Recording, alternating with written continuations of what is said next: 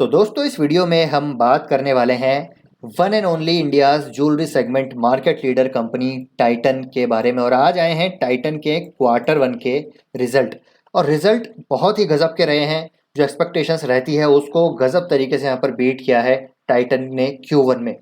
तो इस वीडियो में हम पूरा डिटेल एनालिसिस करने वाले हैं नंबर्स का, कैसा रहा है नंबर, सेगमेंट वाइज कैसा परफॉर्म किया है, सारी चीज़ें देखेंगे।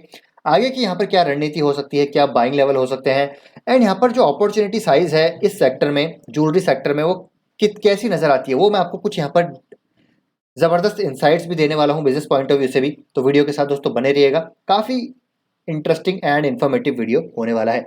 तो चलिए हम सीधा नंबरों पे यहाँ पर चलते हैं। तो कंसोलिडेटेड पीएल अगर हम देखें तो यहाँ पर आप देखिए दोस्तों, टोटल इनकम में 170% की गजब की ग्रोथ।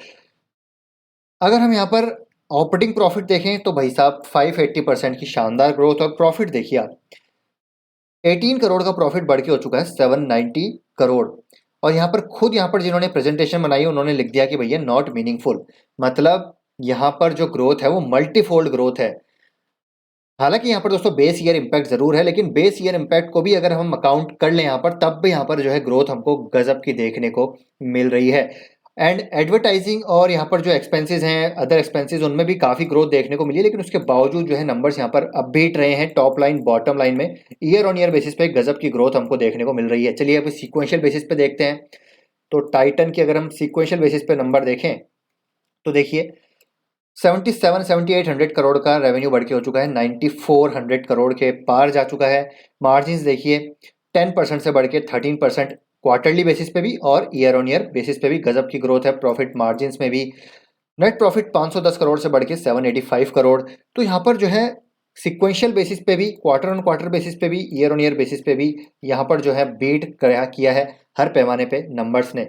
अब आगे क्या है, आगे की रणनीति क्या होनी चाहिए, उससे पहले सेगमेंट भी देख लेते हैं भैया, सेगमेंट वाइज कैसा परफॉर्म किया है। क्योंकि सिर्फ ज्वेलरी सेगमेंट में ही दोस्तों ये कंपनी नहीं है, आई केयर में, ठीक है, और वॉचेस में, वियरेबल्स में भी है ये कंपनी। तो वहाँ पर किस तरह का परफॉर्मेंस आया, जो इनका जो नॉन ज्वेलरी सेगमेंट है उसमें कैसा परफॉर्मेंस है।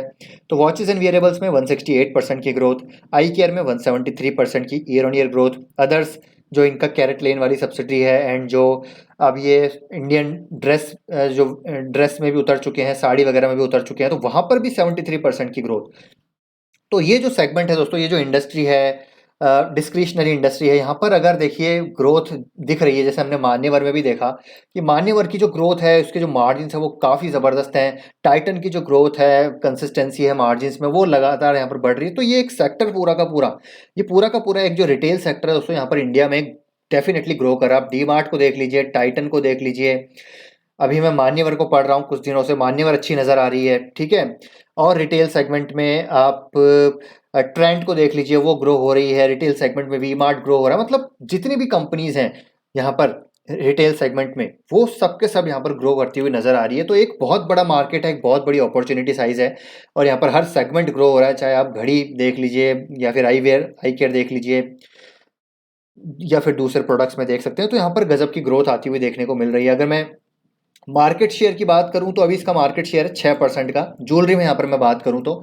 और ये अभी 2022 की मैं बात कर रहा हूं। लेकिन अगर 2019 का मैं डेटा आपको दिखाना चाहूं तो देखिए 2019 में दोस्तों इसका मार्केट शेयर था करीब 3.9% का ओवरऑल ज्वेलरी मार्केट का, और ऑर्गेनाइज्ड में था 12.5% का। तो 2019 के बाद इन्होंने मार्केट शेयर भी यहाँ पर काफ़ी गेन किया है।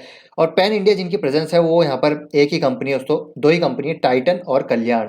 और जब हम बात करते हैं ज्वेलरी मार्केट की, ज्वेलरी सेगमेंट की, तो यहाँ पर ट्रस्ट होना बहुत ज़रूरी है। और ट्रस्ट का दूसरा नाम है दोस्तों टाटा। और यहाँ पर टाइटन कंपनी की बात करें तो यहाँ ट्रस्ट जो हॉलमार्क होता है ना एक ज्वेलरी सेगमेंट में, वो एक ट्रस्ट का हॉलमार्क है टाइटन के साथ जुड़ा हुआ। तो अगेन इस इंडस्ट्री में ट्रस्ट होना बहुत जरूरी है, और इसलिए टाइटन यहाँ पर लगातार मार्केट शेयर गेन कर रहा है। और अनऑर्गेनाइज्ड मार्केट यहाँ पर काफ़ी बड़ा है, जिसके बारे में अभी हम बात करेंगे। तो हमने देख लिया कि नंबर्स तो भैया बहुत ही लाजवाब आए हैं, डेफिनेटली बेस ईयर इम्पैक्ट जरूर है यहाँ पर, और उसके बावजूद यहाँ पर काफ़ी अच्छे नंबर हमको देखने को मिल रहे हैं। मुझे लग रहा था नंबर थोड़े कम आएंगे, क्योंकि अभी आई थिंक जून जुलाई के आसपास यहाँ पर इंपोर्ट जो कस्टम ड्यूटी है, इंपोर्ट ड्यूटी वो बढ़ाई गई थी 7.5 के बढ़ाकर यहाँ पर करीब करीब आई थिंक 12.5% के आसपास की गई थी इंपोर्ट ड्यूटी। क्योंकि ज़्यादातर यहाँ पर ज्वेलरी और जो जो यहाँ पर मेटल है वो इंपोर्ट हो रहा है इंडिया में। तो यहाँ पर कस्टम ड्यूटी बढ़ने के साथ क्या है, इनका थोड़ा सा मार्जिन कम होता है, लेकिन ऐसा हुआ नहीं है। तो डेफिनेटली उसके बावजूद यहाँ पर पता चलता है कि किस प्रकार की एग्जीक्यूशन ऑपरेशनल एफिशिएंसी है। लेट्स सी अगले क्वार्टर के नंबर कैसे आते हैं, लेकिन इस बार के तो भैया बहुत ही गजब के नंबर आए हैं। मार्केट आवर्स में नंबर आए थे, लेकिन स्टॉक में हमको उस प्रकार का ज्यादा रिएक्शन देखने को नहीं मिला। देखिए स्टॉक फ्लैट है, तो कहीं ना कहीं ऐसा लग रहा है कि यहाँ पर ऑलरेडी ये सारी चीज प्राइस्ड इन हो चुकी है, क्योंकि अभी निचले स्तरों से इस स्टॉक में काफी हमको रिकवरी देखने को मिली थी। तो ये हो गई कंपनी की बात। अब हम बात करते हैं थोड़ी सी इंडस्ट्री की। देखिए इंडस्ट्री में जब मैं बात करूँ तो टाइटन यहाँ पर मार्केट लीडर है, हम सभी को पता है। कॉम्पिटिटिव लैंडस्केप यहाँ पर जो है बहुत बड़ा है।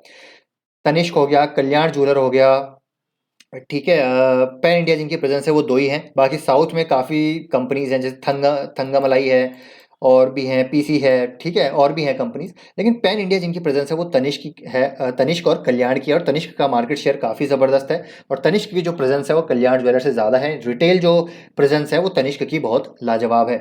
अब यहाँ पर हम बात करेंगे, देखिए क्यों ये इंडस्ट्री यहाँ से ग्रो होती हुई नजर आएगी।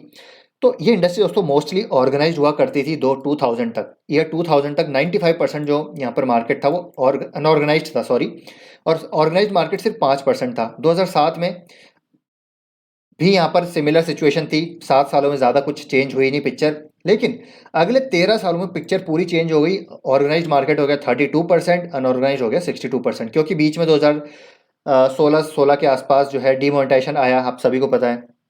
डीमोनेटाइजेशन से हुआ क्या कि एक कैशलेस इकोनॉमी बनाने की तरफ यहाँ पर एक कदम था, ठीक है। उसमें जो अनऑर्गेनाइज्ड प्लेयर थे, जिनके पास अच्छी बैलेंस शीट नहीं थी, ठीक है, काफ़ी इलीगल ट्रेड्स वहाँ पर हुआ करती थी, तो वह मार्केट बहुत ज़बरदस्त टूटा।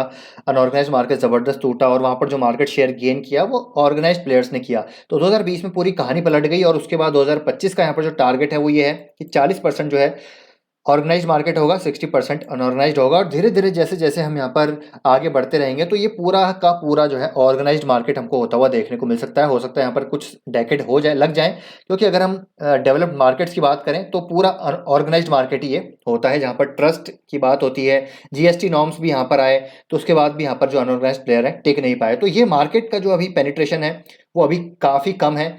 अनऑर्गेनाइज्ड मार्केट धीरे धीरे यहाँ पर जो है खत्म हो रहा है, और कंसोलिडेशन यहाँ पर हमको होता हुआ देखने को मिल रहा है। टाइटन, कल्याण ज्वेलर्स, ठीक है, साउथ में 2-3 प्लेयर्स हैं। एक कंसोलिडेशन यहाँ पर हमको होता हुआ देखने को मिल रहा है। तो इसलिए यहाँ पर नजर आता है कि टाइटन यहाँ पर क्यों इतना ज़बरदस्त तरीके से कंसिस्टेंट बेसिस पे ग्रो कर रहा है। ऊपर से साथ ही साथ यहाँ पर मैनेजमेंट, ऑपरेशनल एफिशिएंसीज, सारी चीज़ें नज़र आती है। अब हम बात करते हैं, देखिए सबसे ज़्यादा जो पेनिट्रेशन है वो साउथ में है, ठीक है। साउथ में देखिए 40% तक जो है इंडियन गोल्ड ज्वेलरी की डिमांड रहती है। 20% यहाँ पर डायमंड और स्टडेड ज्वेलरी की डिमांड रहती है। और साउथ में 2-3 प्लेयर्स हैं जिनका मार्केट शेयर अच्छा है। बाकी अगर मैं बात करता हूँ वेस्ट में, ईस्ट में, नॉर्थ में, मतलब अगर ज़्यादा बात करें तो नॉर्थ ईस्ट में इतना बड़ा मार्केट नहीं है, और यहाँ पर टाइटन की रिटेल प्रेजेंस काफ़ी अच्छी है। तो टाइटन यहाँ पर हो सकता है मार्केट शेयर कैप्चर करे, और साउथ में धीरे धीरे हो सकता है अपनी रिटेल प्रेजेंस को ये बढ़ाए। तो ये बहुत बड़ा मार्केट है, बहुत बड़ी अपॉर्चुनिटी साइज है रिटेल सेगमेंट में। ये जो डिस्क्रिशनरी प्रोडक्ट्स हैं, आई वेयर हो गया, या फिर, और देखिए दोस्तों यहाँ पर होता क्या है, चाहे इंपोर्ट ड्यूटी भी बढ़ा दी, मान लीजिए इंपोर्ट ड्यूटी बढ़ाई, मेरे को लग नहीं रहा इतना कुछ असर हुआ है। तो यहाँ पर ये जो एक गोल्ड है ना, ये मेरे ख्याल से एक सेंटिमेंट प्ले है रादर देन प्राइस प्ले। तो सेंटिमेंट ज़्यादा जुड़े हुए हैं यहाँ पर। अगर हम मिडिल क्लास फैमिली की बात करें तो वो गोल्ड खरीदते हैं, वो ज़्यादा प्राइस देखते नहीं है। अगर घर में शादी है तो वो गोल्ड खरीदेंगे ही खरीदेंगे, क्योंकि उनके लिए एक इन्वेस्टमेंट भी होता है, ठीक है, एक इमोशनल यहाँ पर अटैचमेंट होता है, एक सेंटिमेंट्स होते हैं। तो उनको फर्क नहीं पड़ता कितना यहाँ पर इंपोर्ट ड्यूटी लगाई है, कितना क्या है, वो तो उनका एक लॉन्ग टर्म इन्वेस्टमेंट होता है, जो अभी भी एज ए इन्वेस्टमेंट यहाँ पर गोल्ड काफ़ी ज़्यादा प्रीफर किया जाता है। तो गोल्ड एक सेंटिमेंट प्ले है रादर देन प्राइस प्ले। तो ये जो डिमांड है इसीलिए कंसिस्टेंट बेसिस पे हमको यहाँ पर बनती हुई देखने को मिलती है, और इसीलिए यहाँ पर टाइटन इतना ग्रो हो रहा है। बाकी हम सभी को पता, फंडामेंटली टाइटन लाजवाब कंपनी है। यहाँ पर अगर वैल्यूएशन की बात करें तो अभी 96 देखने को, आपको 97 के पी पे देखने को मिलेगा, बहुत ज़्यादा है। आई थिंक ये अपडेट नहीं हुआ है दोस्तों, एक मिनट में चेक कर लेता हूँ, क्योंकि मैंने पहले जब चेक किया तब भी ये 90 के आसपास ही था। अगर हम ट्रेलिंग 12 मंथ्स के बेसिस पे बात करें तो 33 का इसका जो है ईपीएस है। अगर इसको हम 2433 से डिवाइड करते हैं 33 को, तो करीब करीब मेरे हिसाब से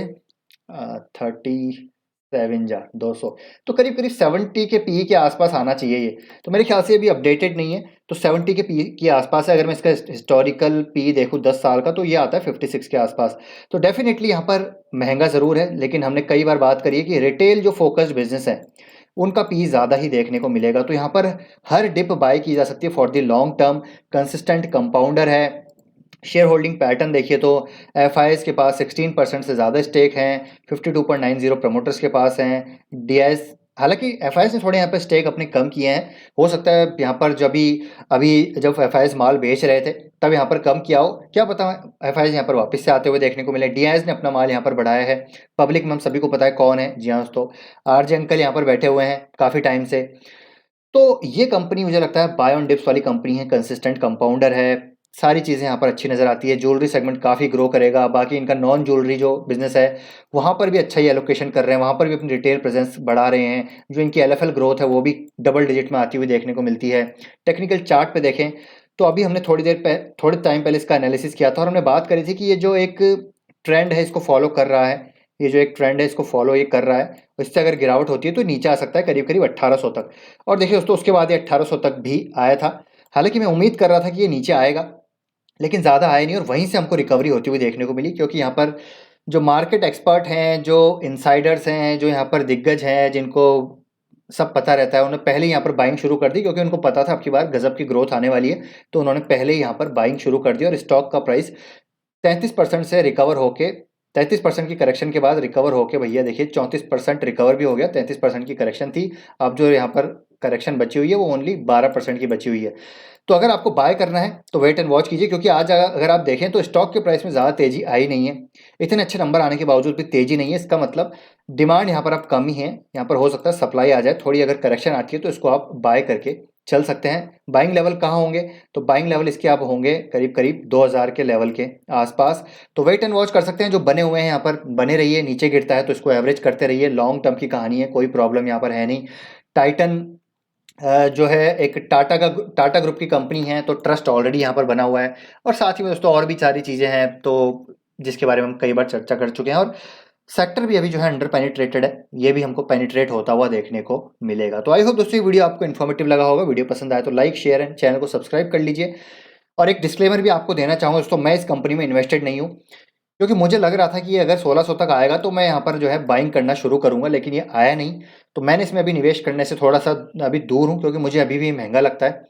लेकिन हाँ, मैं डेफिनेटली गलत ही हूँ, जैसा कि आप सबको दिख ही रहा है। तो मैं थोड़ा सा इसको अवॉइड कर रहा हूँ, लेकिन ऐसा नहीं है, मैं बिल्कुल अनबायस्ड ओपिनियन आपको दे रहा हूँ कि यहाँ पर ये कंपनी जो है एक लॉन्ग टर्म मल्टीबैगर है, यहाँ से ग्रो होगी। हो सकता है थोड़ा कंसोलिडेट कर जाए, लेकिन अल्टीमेटली इसको ऊपर ही जाना है। अगर यहाँ पर अर्निंग्स कंपनी ग्रो करती रही तो यहाँ पर ऐसा नहीं है कि स्टॉक गिर जाएगा, ऐसा बिल्कुल नहीं होगा। थोड़ा जो है साइकिल यहाँ पर भी साइकिल्स भी प्ले होती है, हो सकता है कभी कंसोलिडेशन आए, कभी प्राइस करेक्शन आ जाए, फिर ऊपर जाएगी। तो ऐसा तो है नहीं ना एक ही लाइन में ऊपर जाएगा, थोड़ा वॉलेटिलिटी भी हमको फेस करना आना चाहिए। तो आई होप दोस्तों वीडियो आपको इन्फॉर्मेटिव लगा होगा। पसंद आया तो लाइक शेयर एंड चैनल को सब्सक्राइब कर लीजिए। मिलते हैं नेक्स्ट वीडियो में। Till then take care, bye bye.